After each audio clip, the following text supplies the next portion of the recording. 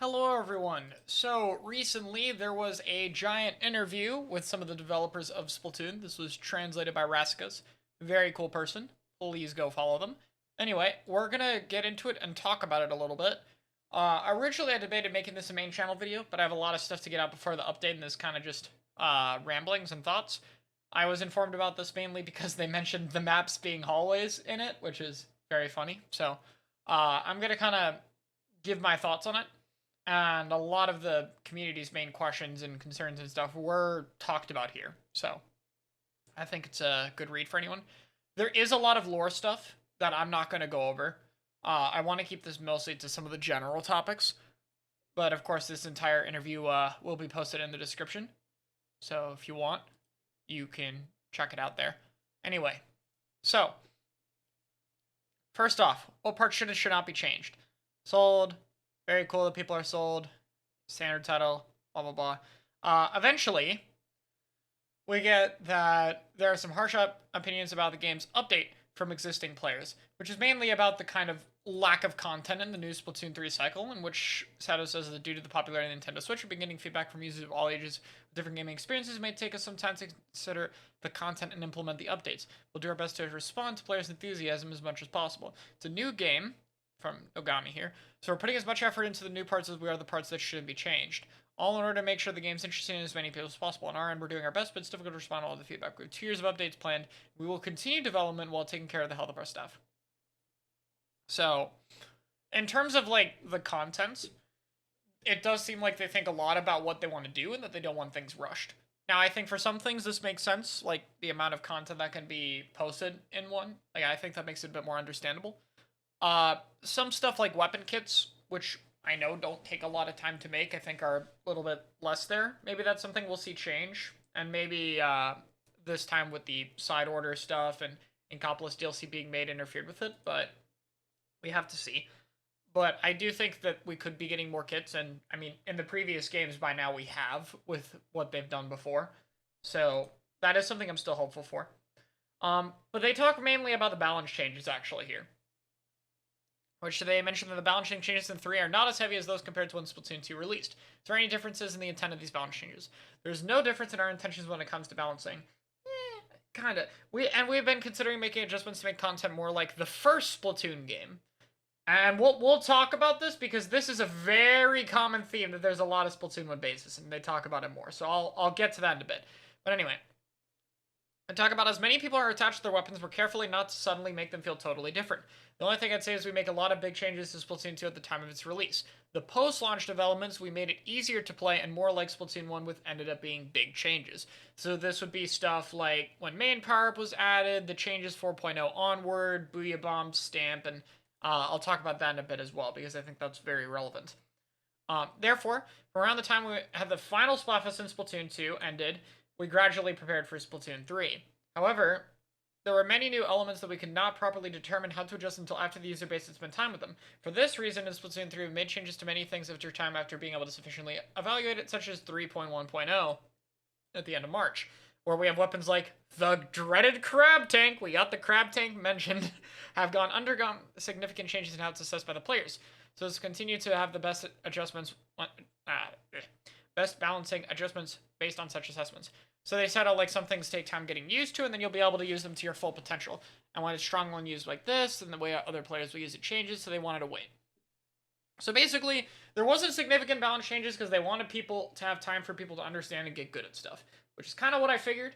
And it does mean that, yeah, we can probably expect more patches like 3.1.0.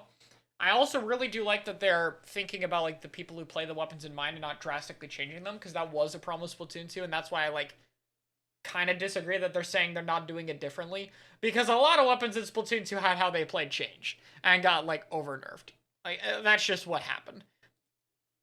And if they're not doing that anymore, I think that's good. I think we'll see more impactful balance changes.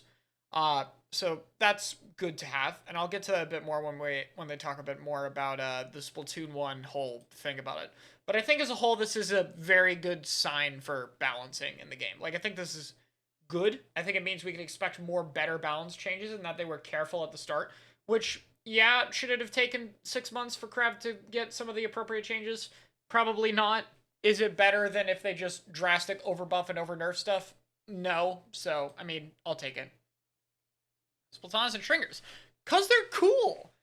So they talked about how 3 was one of the core parts of our concept. In games and movies, the third film is often the culmination of the series and has a celebratory aspect. And that was the main thing for Splatoon 3 and a theme of chaos. So I wanted to talk about this a bit more, but again, I'll wait. But I've kind of had this idea for a while that Splatoon 3 is trying to be the very best of Splatoon 1 and 2. Stuff like the Inkopolis Plaza, the returning specials from both games.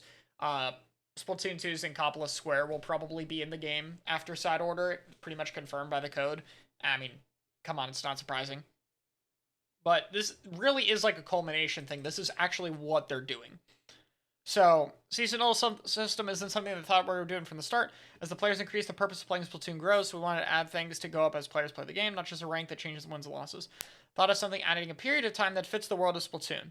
So basically, the seasonal model fits the world of Splatoon better, which I think is very true. I like it. The current form of the catalog was created and was updated. So from here, they talk about the maps feeling long and narrow. Was a conscious decision. This is talking about hallway stages. There we go, guys. The maps video, in some fashion, probably not the entire video, but the idea of the maps being long and narrow, it's made it through the English audience, translated to Japanese, covered in a few articles, covered in a large article, and then Famitsu apparently has seen it at some point, and now it's being brought to the devs. Somehow, some part of that video has made it all the way here, which, like, it's so funny. I never expected to make it this far. But, like, it's really cool. I'm glad to see that they're actually talking about it.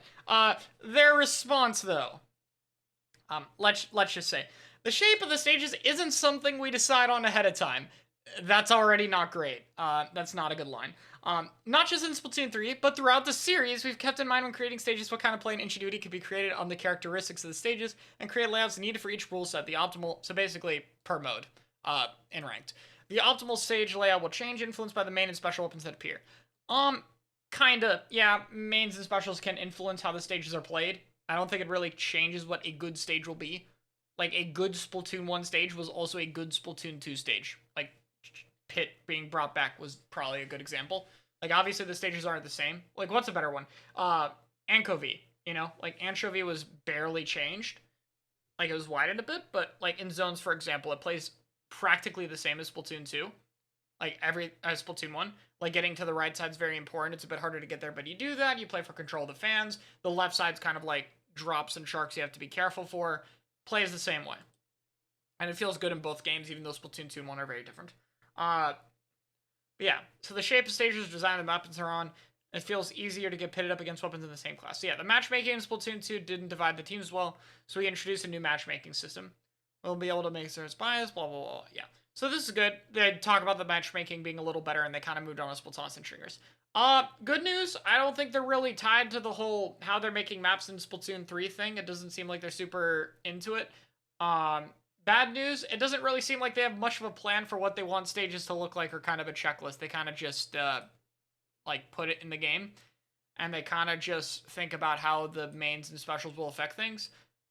And not really the response I'd want to see, I'll be honest. Like, you can look at it and you can maybe think of some positives in terms of, like, okay, this might mean good things for the future in terms of reworks or changing stuff, but it definitely doesn't really acknowledge the problem. It kind of dances around it a little bit.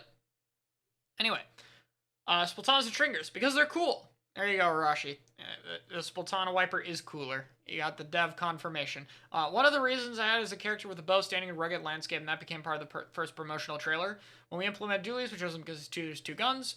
Like it and easy to understand, but it's also how cool they looked, blah, blah, blah. Yeah, so yeah, the whole 2 thing, boas 3, that's there. This is just cool. Not too much to say. Neither of these new weapons are all that easy to use, which is a question I didn't think they brought up, but yeah, compared to, like, other new classes of weapons, the Splatanas and Stringers are pretty difficult. And they talk about it here, saying that, like, they wanted to focus on creating a unique experience. As a result, it's necessary for them to feel different than conventional weapons, and I think that's part of its individuality and charm. The important thing is to create a pleasant moment when using the weapon, such as hitting the target with all 3 shots of the Stringer, or using a charge slash to kill them at the right moment. This, I think, is really cool. Like, they built the weapons with a kind of satisfying thing to do in mind. Like they made sure that getting kills with them felt really good, and I like that. That's awesome to me.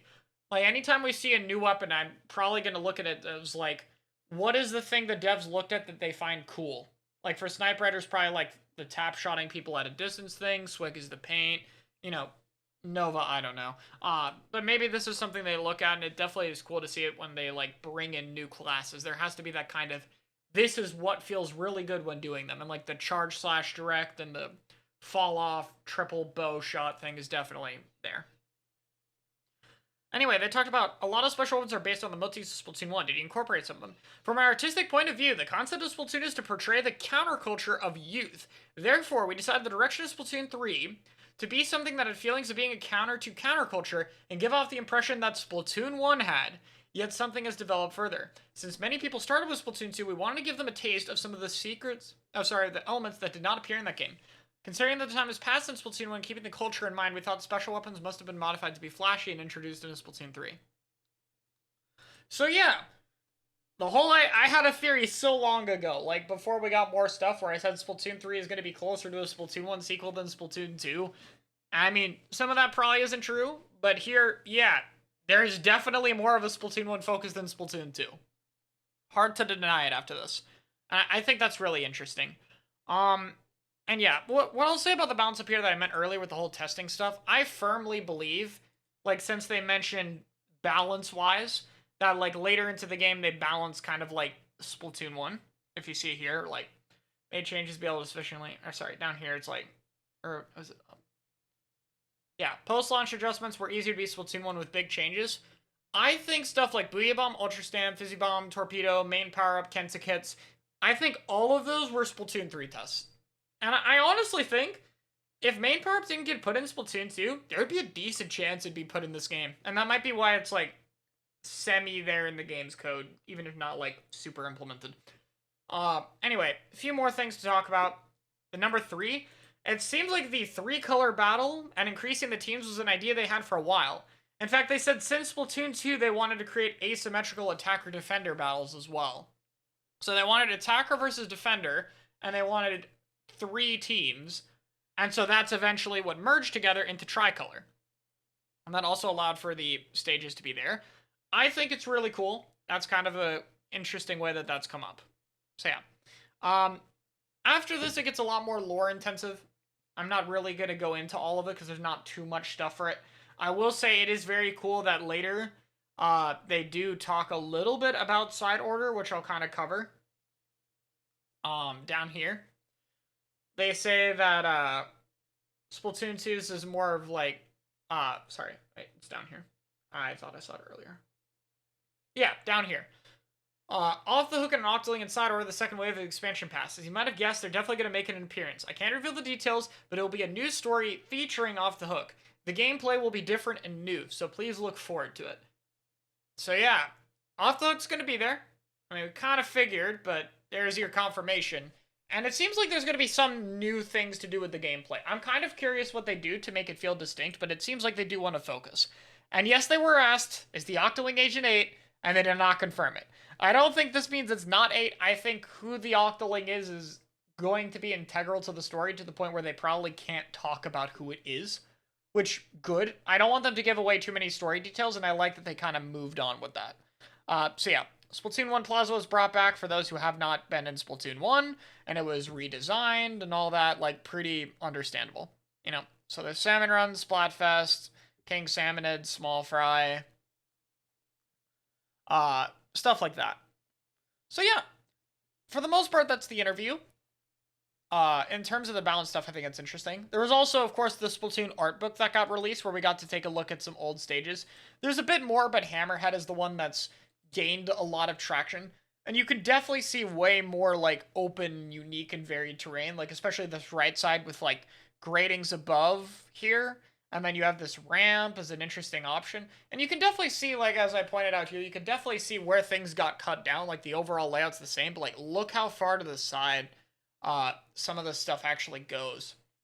They very clearly had a lot more open of a map, and I have to find the Hagglefish one But yeah, Hagglefish also had it. This one obviously nowhere near as good layout wise. This, spawn area is kind of terrible, but like you could see much more open sides and the tents and stuff were incorporated much more. So it seems like in the original art book design, they were definitely a lot more open with how they built stages and tried to do things a bit differently. So stuff definitely changed, and I don't think we're going to know exactly why unless if we get more dev interviews because it seems like they're not really too into talking a lot about the maps that much, right? Like from here they kind of talked about it, like they were asked about it, but I don't think they really gave much of an answer to provide an insight into what they look for when making stages. Like everything they've said was kind of vague. I do think it's cool it's being addressed. I think probably the best news of the entire article, if you're a viewer, is the main problems of the game they are definitely aware of and listening. We don't really know what they're going to do about it, but stuff like updates, adding content, how they're balancing the game, maps, things being more Splatoon 1 orientated and like nostalgia figured, like all that stuff they're very aware of. And it looks like they are looking at it. And I think it's definitely still a positive as a whole. The main thing is the balance. I'm very happy with their philosophy on the balance and the kind of things we've heard. And if the patches continue to be like 3.1.0, I think it'll be a very good sign. And that's especially important because I think right now the meta is very healthy. There just needs to be more to it. Like Splash is very healthy, Ballpoint's very healthy, Inkjet and Crab feel pretty fair. Burst Bomb's toned back properly. Swords are cool. Like there's definitely a lot of stuff that works very well in the meta right now, and it's more about adding options. I still want to see like more kits being added and stuff, but we'll have to see. This next update is probably going to be a very big one considering like I'd imagine it's something around Splatanas and Stringers at this point. So we'll have to see what they do. But yeah, as a whole, I did get sent this bit, so I wanted to cover my thoughts. And yeah, it's very cool to see the devs being more open about the game, and I've very much enjoyed hearing about it. So yeah, thank you guys very much for listening.